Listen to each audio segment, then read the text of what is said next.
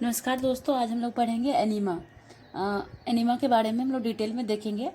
ये लॉन्ग में पूछे जाते हैं ये क्वेश्चन।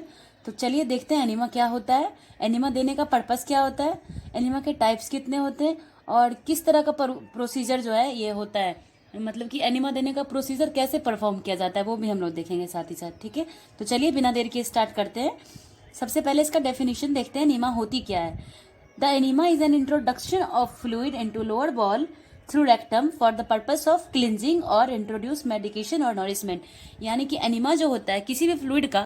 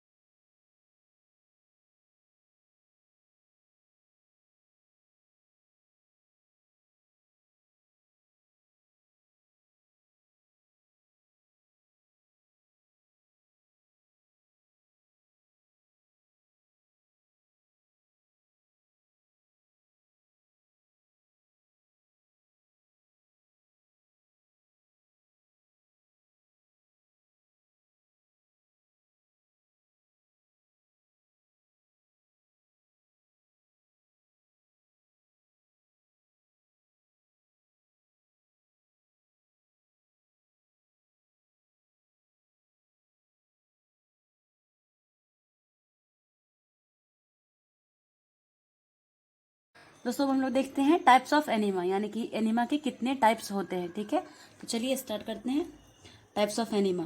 तो सबसे पहला होता है इवाक्वेंट एनीमा और दूसरा होता है रिटेन एनीमा। ठीक है, तो इसके भी टाइप्स होते हैं। फर्दर सब क्लासिफिकेशन देखते हैं हम इवैक्यूएंट एनीमा का। ठीक है, तो सबसे पहला सिंपल इवैक्यूएंट एनीमा, दूसरा है मेडिकेटेड एनीमा और तीसरा है आइस एनीमा। ठीक है, सिंपल इवैक्यूएंट एनीमा क्या होता है, टू इसका क्या मतलब देते हैं हम लोग, इसलिए ये देखते हैं to stimulate and treat constipation. Simple evacuant जो एनीमा होती है उसका मेन पर्पस जो होता है ये देने का स्टिमुलेट करना। ठीक है, और दूसरा होता है कॉन्स्टिपेशन को ट्रीट करना। ठीक है, इवैक्यूएंट का मतलब ही होता है कि खाली, ठीक है, खाली करना, यानी कि कॉन्स्टिपेशन से रिलीफ दिलवाएगा, बॉल को खाली करेगा। ठीक है, अब देखते हैं मेडिकेटेड एनीमा। इसमें आता है ऑयल एनीमा। तो ऑयल एनीमा का क्या काम होता है, to soften hard faecal matter. Oil enema जो होते हैं वो फीकल मैटर को क्या करते हैं, सॉफ्ट कर देते हैं। ठीक है, नेक्स्ट है and हेलमेंटिक enema, to destroy intestinal parasites. Intestinal parasites जैसे कि मॉम्स वगैरह हो गए, तो उसको डिस्ट्रॉय करने के लिए हम लोग एंड हेलमेंटिक एनीमा का यूज करते हैं। ठीक है, और फिर नेक्स्ट है carminative enema, to relief gaseous distension. Gas वगैरह काफी ज्यादा वो हो रहा है तो उसका डिस्टेंशन करवाने के लिए, गैस का डिस्टेंशन हो रहा है तो उससे रिलीफ दिलवाने के लिए हम लोग किसका यूज करते हैं, कार्मिनेटिव एनीमा का। ठीक है, नेक्स्ट है एस्ट्रिंजेंट एनीमा। तो इसका क्या पर्पस होता है? टू रिलीफ इन्फ्लामेशन, इन्फ्लामेशन से रिलीफ दिलवाने के लिए हम लोग एस्ट्रिंजेंट एनिमा का यूज करते हैं। नेक्स्ट है purgative enema, to induce peristalsis. ठीक है, पेरिस्टालसिस जो होती है हमारी बॉडी की, ऐसे खाना वगैरह जो होता है हम लोग निगलते हैं, खाना का पाचन वगैरह होता है ना, इंजेक्शन डाइजेशन वगैरह, इस तरह से वो सब जो होती है प्रोसेस, उसको पेरिस्टालसिस बोलते हैं। उस पेरिस्टालसिस को क्या करता है? इम्प्रूव करता है, इंड्यूस करता है। इसके लिए हम लोग क्या देते हैं? Purgative enema. ठीक है, नेक्स्ट है बेरियम एनिमा, बेरियम एनिमा। ठीक है, तो बेरियम एनिमा का हम लोग क्यों यूज करते हैं? टू मेक डायग्नोसिस, किसी भी कोई डायग्नोसिस वगैरह कर रहा है उस टाइम पे हम लोग बेरियम का यूज करते हैं। ठीक है, बेरियम एनिमा का। ठीक है, थर्ड है इवैक्यूएंट एनिमा में थर्ड जो है वो है ice enema, to reduce temperature. और काफ़ी ज़्यादा मतलब बॉडी गर्म है तो उस टाइम पे भी होता है ना, टेम्परेचर को थोड़ा रिड्यूस करवाने के लिए हम लोग जो होता है हाइपरथर्मिया के केस में ये चीज़ हम लोग यूज करते हैं। ठीक है, आइस एनिमा का। सेकेंड टाइप जो है एनिमा का वो है रिटेंड एनिमा। ठीक है, रिटेंड एनिमा में क्या क्या आता है वो देखते हैं। सबसे पहला है इसमें सीडेटिव एनिमा। ठीक है, दूसरा इमोलेंट एनिमा, फिर स्टिमुलेंट एनिमा है, फिर एनेस्थेटिक एनिमा है, फिर न्यूट्रिटिव एनिमा है। तो सीडेटिव एनिमा क्या होता है? To induce sleep and relaxation. ठीक है, मतलब जो पेशेंट थोड़ा सा परेशान वगैरह होते हैं कि उनको स्लीप डिसऑर्डर वगैरह हो गया, सही से नींद नहीं ले पा रहा है या फिर जो भी है, तो सीडेटिव एनिमा का, सीडेटिव का मतलब ही होता है कि स्लीप इंड्यूसिव। ठीक है, तो ये क्या करता है? स्लीप को इंड्यूस करता है और रिलैक्स को भी इंड्यूस करता है, रिलैक्सेशन को। फिर है नेक्स्ट है emollient enema, to protect and soothe the mucous membrane of intestine. Mucous membrane जो होता है उसको थोड़ा सॉफ्ट करने के लिए, सूद करने के लिए, स्मूथ बनाने के लिए जो है इसका यूज किया जाता है इमोलेंट एनिमा का। ठीक, नेक्स्ट है stimulant enema, to stimulate a person in shock and collapse. होता है ना, पर्सन अगर शॉक में चला गया, कोलैप्स हो रहा है, होता है ना, तो उस केस में हम लोग किसका करते हैं? स्टिमुलेंट एनिमा का यूज करते हैं। फिर anaesthetic enema, to induce anaesthesia, और एनेस्थीसिया देने के पर्पज से भी हम लोग क्या करते हैं? एनिमा का प्रयोग करते हैं। ठीक है, तो एनेस्थेटिक एनिमा हो जाएगा। एनेस्थीसिया जब पेशेंट को, किसी को क्या करना है? बेहोश करना है, या फिर बेहोश करने का सेंस में ये नहीं जाएगा, मतलब पेशेंट को होता है ना किसी प्रॉपर एरिया को, लोअर बाउल को ये करना थोड़ा सा होता है ना, एनेस्थेटाइज करना है उस एरिया को, तो उसके लिए हम लोग क्या करते हैं कि रेक्टम के थ्रू हम लोग एनिमा दे देंगे। ठीक है, एनिमा का मतलब होता है कि रेक्टम के थ्रू। ठीक है, कोई भी मेडिसिन का या फिर कोई भी नॉरिशमेंट का, किसी भी तरह का फ्लूइड का इंसर्शन हो लोअर बाउल में, कहाँ पर? रेक्टम में। ठीक है, तो उसको हम लोग एनिमा बोलते हैं। ठीक है, चलिए न्यूट्रिटिव एनिमा नेक्स्ट है, to administer fluid and nutrients. वही बात होगी, नॉरिशमेंट प्रोवाइड करवाना है हमको, तो हम क्या करेंगे? न्यूट्रिटिव एनिमा का यूज करेंगे। ठीक है, किसी फ्लूइड के फॉर्म में या फिर कोई अदर न्यूट्रिएंट्स हो। ठीक है, ये हम लोग देखते हैं प्रोसीजर ऑफ एनिमा। एनिमा देने का क्या प्रोसीजर होता है ये देखेंगे, और प्रोसीजर में क्या क्या आता है। तो इसमें आता है आर्टिकल्स, क्या क्या आर्टिकल हमें रिक्वायर्ड होती हैं, और फिर स्टेप, प्रोसीजर के टाइम पे क्या क्या स्टेप हमें परफॉर्म करने होते हैं।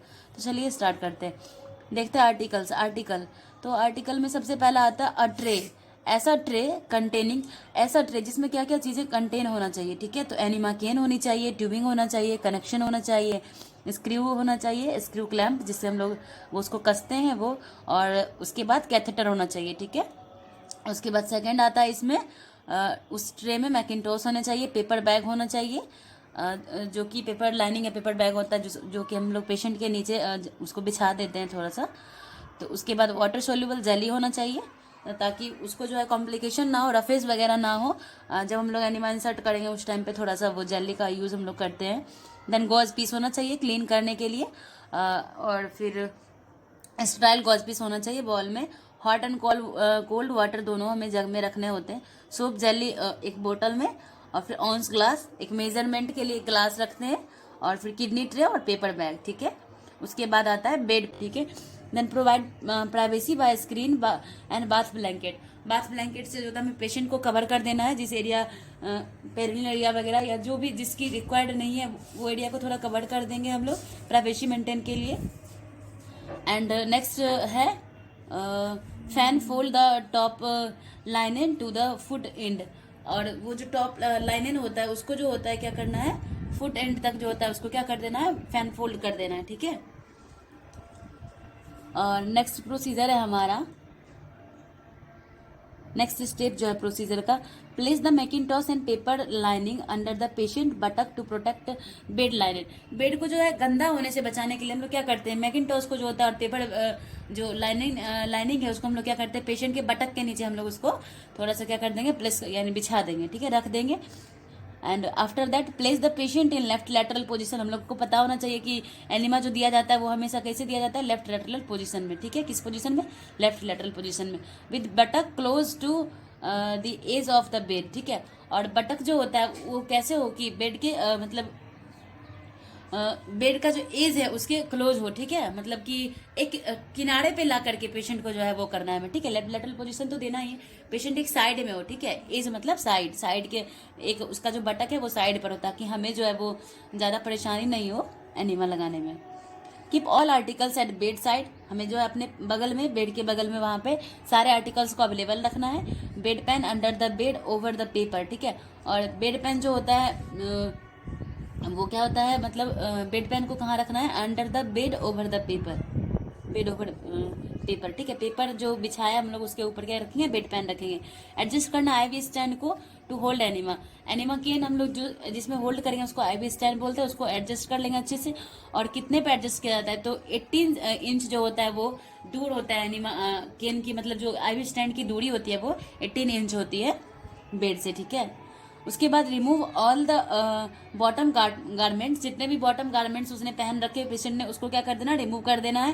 ड्रैप द पेशेंट बिफोर एनिमा, और पेशेंट को अच्छे से ड्रैप कर लेना है एनिमा देने से पहले। Cover the patient completely except anus, और वो जो एरिया है जहाँ पे ग्रोइन एरिया, पेरिनियल एरिया बोल लीजिए, जहाँ पे हम लोग एनिमा लगा रहे हैं, बस जितने स्पेस की मुझे रिक्वायर्ड है उसी एरिया को एक्सपोज रखना है, बाकी उसको हमको क्या करना, कवर कर देना। प्राइवेसी भी तो मेंटेन रखनी होती है। After that wash hands, attach tubing to enema can and clamp the tube prepared solution by adding. और सॉल्यूशन को उसके अंदर सबसे पहले हम लोग जानते हैं कि हर स्टेप के बाद जो है कोशिश करेंगे हम क्या कि कुछ भी अगर लाइनिंग चीज़ें या फिर कुछ भी चीज़ छूटे, मुझे वैसा लग रहा है कि मेरा हैंड जो है वो कंटामिनेट हो रहा है, तो हमें क्या करना होगा, हैंड वॉश करते रहना, ठीक है। ट्यूबिंग को अटैच कर लेना है एनिमा केन से और उसको क्लैम्प कर देना है, यानी कि वो तोड़ लेना है टाइप से, उसको अच्छे से फिक्स कर देंगे क्लैम्प करके। उसके बाद प्रिपेयर कर लेना सॉल्यूशन को। कैसे प्रिपेयर करते हैं, तो 30 जो ml होता है सोप जेली अगर हम लिए हैं तो उसका सोप जेली का 30 ml, 6 ml जो है 600 ml वो वाटर लेना है हमें। टेम्परेचर चेक कर लेना है सॉल्यूशन का और रिमूव करना है फ्रोथ को। अगर उसमें वो फ्रोथ वगैरह आ रहा है तो उसको क्या कर देना, रिमूव कर देना है फेन को, ठीक है। और hang the can on IV stand. उसके ये जो है हमारा एनिमा प्रिपेयर हो चुका है तो उसको हम लोग आईवी स्टैंड में हैंग कर देंगे। तो ये भी क्वेश्चन है कि मतलब इसमें जो होता है ऑब्जेक्टिव टाइप से आ सकता है कि सोप जेली कितना लेते हैं एनिमा के प्रिपरेशन के टाइम पर, तो 30 ml सोप जेली लेते हैं और वाटर जो है 600 ml लेते हैं, ठीक है। After that attach rectal tube to the tubing. Tubing से जो है वो रेक्टल ट्यूब को हम लोग अटैच करेंगे, रेक्टल ट्यूब जो रखे हुए हैं उसको ट्यूबिंग से अटैच करके एनिमा केन वाला जो ट्यूबिंग है उसको let small amount of fluid run into the kidney tray.